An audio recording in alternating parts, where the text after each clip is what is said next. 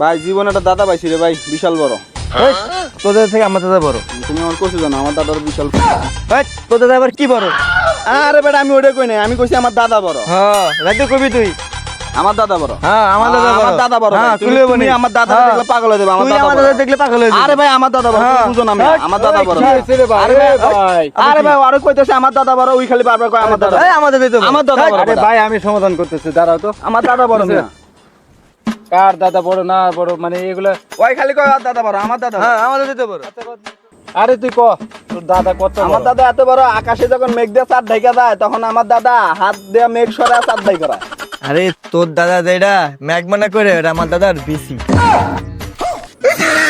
এই দাঁড়ান দাঁড়ান দাঁড়ান, উপরে টান দেন না। এ ভাই ভিডিওটা লাইক করো, শেয়ার করো, কমেন্ট করো, একটা সাবস্ক্রাইব করো। ধন্যবাদ।